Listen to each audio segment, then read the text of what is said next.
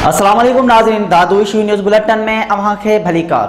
मां हां मंसूर अली चांडियो। हिते अवां खे ब्रेकिंग न्यूज़ ईंदा हलूं। मेहड़ में बदामनी ते ज़ाब्तो न अची सघियो, सिविल सोसाइटी पारां अनोखो एहतजाज रिकॉर्ड करायो वियो आहे।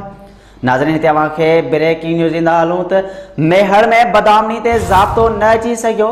मेहड़ जी सिविल सोसाइटी पारां दोहल ऐं शहनाइयूं वॼाए करे अनोखो एहतजाज रिकॉर्ड करायो वियो आहे। हिते अवां खे ब्रेकिंग न्यूज़ ईंदा हलूं त मेहड़ जी सिविल सोसाइटी पारां ढोल ऐं शहनाइयूं वॼाए करे सिविल सोसाइटी पारां अनोखो एहतजाज कयो वियो आहे।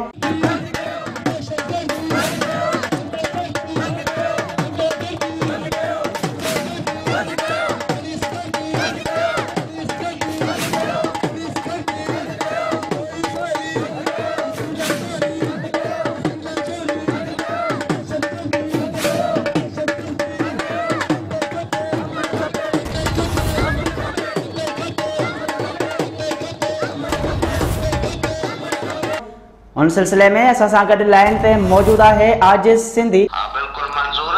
21-22 ॾींहं अॻ में सेठ आहे वकार नवाज़ शेख, जंहिंखां 13 लख ऐं कुझु हज़ार फुर थी वई हुई, जंहिंजो अॻूणे SHO मेहड़ रसूल बख्श पावर लिखत में उन्हनि खे ॾिनो त 1 दिसंबर ते या त रिकवरी कराए ॾींदुसि, जे न त मां पाण भरे ॾींदुसि। वाइदे जी पंहिंजे ते क़ाइमु न रही सघियो। शहरी इत्तेहाद जे सॾ ते न्याज़ बुर्रो जी अॻुवाणी में मेहड़ थाणे जे अॻियां धूल ऐं शरनाइनि सां अनोखो एहतजाज कयो वियो आहे ऐं हिननि इहा ई घुर कई आहे त या त असांखे रिकवरी कराए ॾिनी वञे या त असांखे भरे ॾिनी। ॿी सूरत में असीं हर रोज़ शाम जो 5 बजे खां 8 या 9 ताईं रोज़ मुख़्तलिफ़ तरीक़नि सां मेहड़ थाणे जे अॻियां धरणो हणंदासीं ऐं जेसि ताईं रिकवरी न थींदी तेसि ताईं असां इहो अमल बि जारी रखंदासीं ऐं उन खां पोइ असीं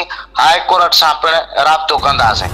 जी वॾी महिरबानी आजिज़ सिंधी, अवां तफ़सील खां आगाह कयो। जी नाज़रीन, आजिज़ सिंधी असांखे आगाह करे रहिया हुआ त मेहड़ में बदामनी ते ज़ाब्तो न अचण जे करे सिविल सोसाइटी रोडनि ते निकिरी करे ढोल शहनाइयूं वॼाए करे अनोखो एहतजाज रिकॉर्ड करायो आहे।